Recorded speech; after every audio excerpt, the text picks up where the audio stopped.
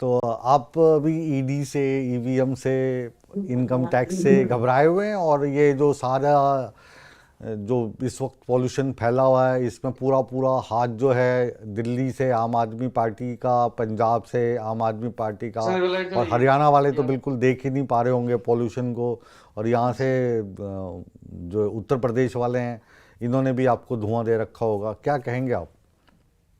सभी साथियों को नमस्कार। हाँ हाँ। मुकेश जी, हाँ प्रदूषण का ईडी सीबीआई से क्या संबंध? हाँ। ये सवाल पूछना और चर्चा करना दोनों ही हास्यास्पद है। हाँ।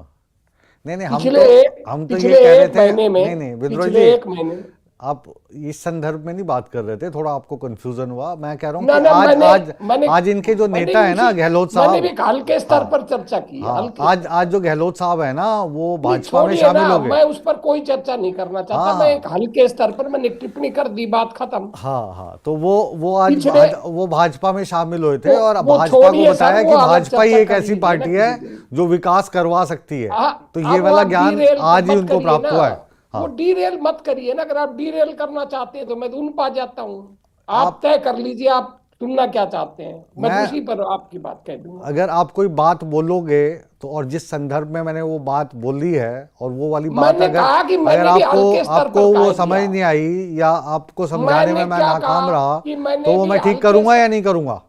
मुकेश जी, मैंने क्या कहा कि मैंने भी हल्के स्तर पर टिप्पणी कर दी। मैंने इतना ही, मैंने उसको उसी समय कह दिया अच्छा, ठीक है, फिर कि हल्के मैंने भी स्तर पे उसमें इतना। ही हल्के स्तर पर मजाक में टिप्पणी कर दी। मैंने अच्छा, वो मजाक कर रहे हो आप? ठीक हाँ, है मैंने भी ठीक कहा, है मैं हंस ठीक। रहा था, मैंने कहा कि मैंने भी हाँ मजाक में टिप्पणी कर दी। जी जी जी जी, चलिए कहिए। देखिए, पिछले एक महीने से हम्म प्रदूषण पर चर्चाएं विभिन्न चैनलों पर हो रही है। हम्म संयोग से मेरे भाजपा के साथी रावल जी हम्म और आपके साथी नवीन जी भी हम्म, मेरे साथ चर्चाओं में कहीं न कहीं रहे हैं इस विषय पर। जी जी। मैंने हमेशा कहा है, जब पराली जलती है, पीक पर होती है, पीक हम्म पर, हम्म, तब भी 5 से 8% से ज्यादा पराली से प्रदूषण नहीं फैलता। जी। और पराली को हम एक विलियन बनाकर अपनी जिम्मेदारी से भाग रहे हैं, हम्म और असली कारणों की तरफ हम ध्यान नहीं देते। हम्म और आपको मैं जानकारी के लिए बता दूं, हम्म मैंने एक सप्ताह या 10 दिन पहले एक बहस में, शायद दोनों साथी थे या इनमें एक था,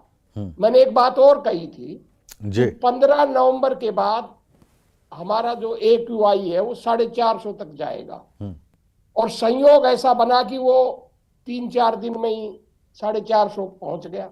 हम्म, और उसका कारण भी बताया था मैंने जी। कि अब की बार मॉनसून अक्टूबर तक चला है, हम्म, और मॉनसून लेट जो होने की वजह से पहले सितंबर में चला जाता था, जी उसके बाद नवंबर में हल्की थोड़ी एक आध बूंदाबांदी हो जाती थी और हवाएं चल जाती थी, तो वो प्रदूषण दब जाता था। जी। पर इस बार वो नहीं होने वाला। दिसंबर के आसपास होगा, क्यों अक्टूबर तक तो पहले ही मॉनसून रहा है। तो इसकी वजह से दिसंबर तक बढ़ेगा। और एक सवाल मैंने और उठाया था कि भाई 15-20 नवंबर के बाद तो हरियाणा के अंदर, मैं अपने निजी अनुभव के आधार पर कहता हूं, एक आध घटना कोई पराली जलाने की हो जाए तो हो जाए, वरना नहीं होने वाली। क्योंकि हरियाणा में जब तक जल चुकी होती है, लोग बिजाई के लिए अपने खेतों की तैयारी कर चुके होते हैं। और पंजाब में भी अधिकतम पराली 30 नवंबर तक जलेगी, उसके बाद नहीं होगी। तो फिर हम बार बार पराली को दुश्मन क्यों मानते हैं? और मैंने एक बात कही थी, जिसमें मेरे एक दूसरे आप पार्टी के प्रवक्ता थे, वो तो मुझे पता नहीं क्या क्या कहने लग गए थे, गालियां तक देने लग गए थे। चलो, उनका विशेष अधिकार है। मैंने कहा, दिल्ली के अंदर जी सबसे जी। ज्यादा प्रदूषण का कारण टूटी हाँ सड़कें हैं। हाँ हाँ। अब धुआं जो टूटी सड़कों से उठता है, हम्म क्योंकि आप जो बाहरी सड़कें हैं, चाहे हरियाणा की है चाहे दिल्ली की है, हम्म, हाईवेज हैं, उनको में चमक दमक है। जी। पर जो अंदर की सड़कें हैं वो बहुत टूटी पड़ी हुई है। हम्म और टूटी हुई सड़कों की वजह से जो धूल उड़ती है, हम्म वो धूल जमती नहीं, क्योंकि चारों तरफ NCR में कंक्रीट का जंगल है, हम्म ये जो बड़ी बड़ी बिल्डिंग्स हैं, हम्म, वो होता है। और दूसरी बात मैं बार बार उठाता हूं कि उद्योगों से भारी प्रदूषण होता है, हम्म, जनरेटर से होता है। अब जी। बेशक नवीन जी इनकार करें कि दिल्ली में जनरेटर नहीं चलते, पर चलते हैं थोड़े बहुत, बहुत ज्यादा जनरेटर, बहुत से काम होते हैं। और भी कई कारण होते हैं प्रदूषण के।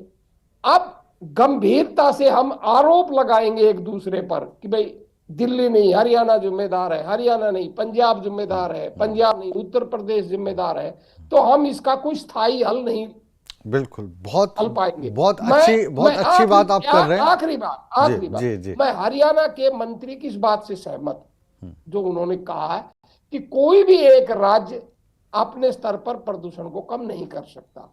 इसलिए मैंने सुझाव भी दिया था बहस में ही, जब मेरे से पूछा गया बोले इसका हल क्या है, मैं इसका एकमात्र हल ये है कि जो एनसीआर क्षेत्र है और एनसीआर के आसपास के जितने भी राज्य हैं जहां से प्रदूषण फैलता है उसकी कोई एकीकृत केंद्रित कमान बनाई जाए जो मिलकर इसका अध्ययन भी करे और रोकने के प्रयास भी करे, जैसे सुप्रीम कोर्ट ने आज निर्देश दिया है जी। तब चलिए, शायद प्रदूषण कुछ कम होगा। बहुत ही और पॉजिटिव, लॉन्ग टर्म बहुत ही पॉजिटिव और अच्छा सुझाव आपने दिया है रावल।